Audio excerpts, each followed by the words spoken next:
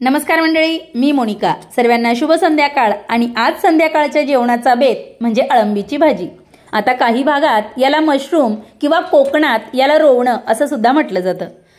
तर आम्ही आज ही अळंबीची भाजी करणार आहोत आणि म्हटलं चला तुमच्यासोबत सुद्धा ती शेअर करावी.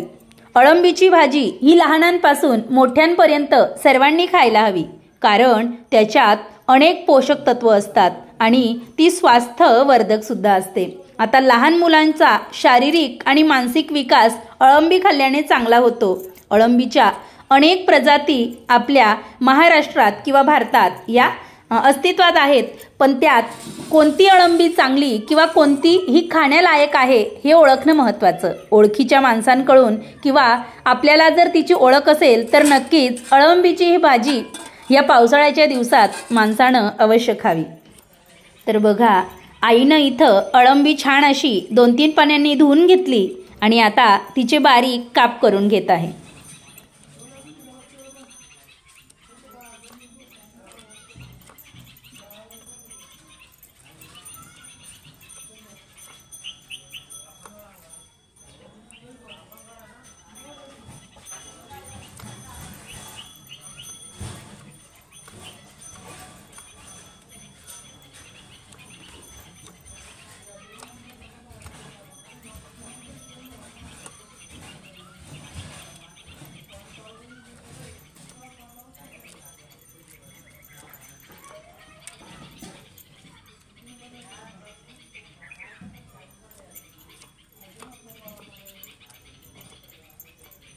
भाजीत आपण लसण हा घालणार आहोत, त्यासाठी जाळा भरडा असा लसूण ठेचून घेतलेला आहे आणि हे मसाल्याचा डबा. तर यातीलच चटणी, हळद, मीठ एवढंच आपल्याला लागणार आहे. त्यानेच ही भाजी इतकी चविष्ट होते की दुसरं काही याच्यात घालण्याची आवश्यकताच भासत नाही. पाणी सुरुवातीला आईने गरम करून घेतलं भाजीत घालण्यासाठी आणि आता कढईमध्ये तेल टाकूया.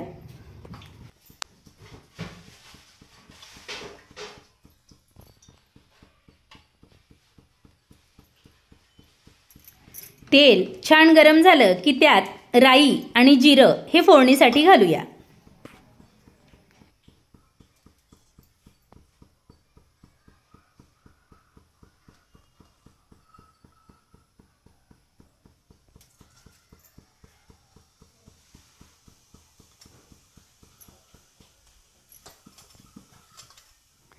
गॅस कमी करून आईने बारीक ठेचलेला लसूण इथं घातलेला आहे.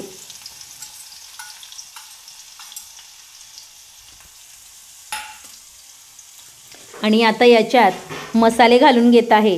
तर धने पावडर, त्यानंतर हा मसाला आहे जो आपण घरी तयार करतो.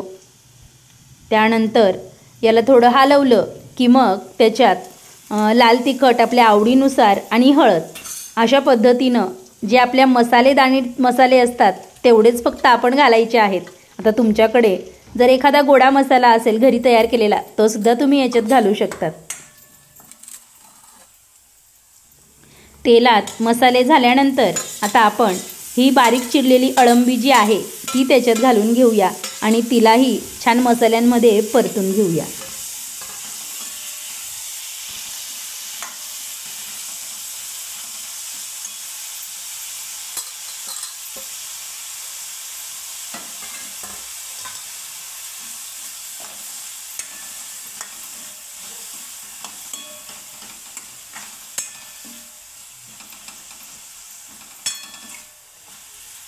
चवीनुसार मीठ घालूया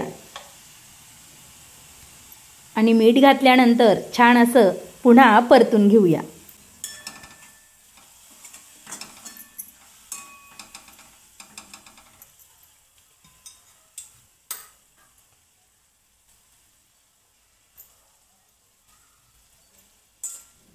हळद टाकायची राहिली होती म्हणून आईने हळद घातली आणि याला झाकण ठेवून आता थोडा वेळ शिजू देऊया.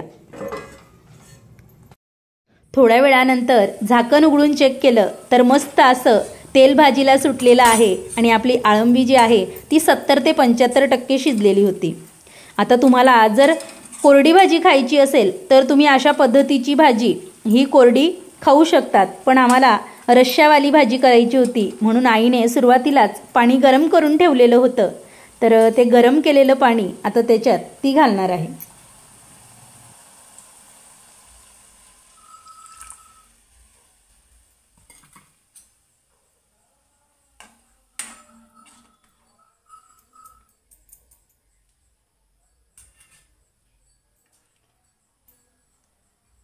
भाजीला छान उकळी आली की एक 5 मिनिटानंतर आपण गॅस बंद करणार आहोत. आणि बाजूलाच आईने भाकरी करायला घेतली. आमच्याकडे बाजरीची भाकरी ही सहसा खाल्ली जाते. तुमच्याकडे तुम्ही ज्वारीची भाकरी खातात की बाजरीची हे कमेंट करून सांगा. आणि माझ्या बाबतीत एक गोष्ट सांगते की मी भाकरी करायला घेते, पण मला भाकरी आईसारख्या जमत नाहीत, म्हणून मी टाळते सहसा भाकरी करणं. हळूहळू शिकते, आता इम्प्रूव्हमेंट झाली आहे, पण आईसारखी मला भाकर जमतच नाही. तिच्या भाकरीला पोपळा पण खूप छान येतो आणि चव पण खूप छान लागते. आणि चुलीवर ज्यावेळेस ती भाकरी बनवते ना, तर हा काय सांगू त्याची चव, की खूपच छान वाटतं.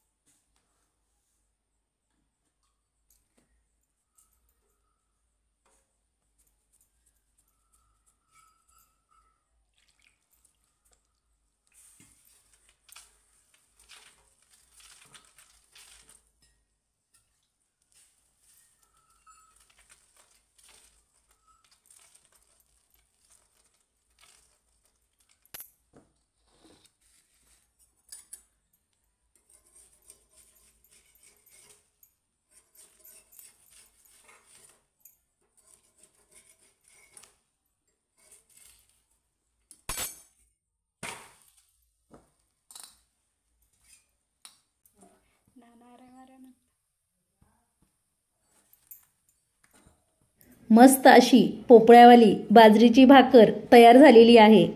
आणि आता उडदाच्या पापडाशिवाय बेत कसा पूर्ण होणार, त्यामुळे उडदाचे पापडसुद्धा भाजून घेतलेत.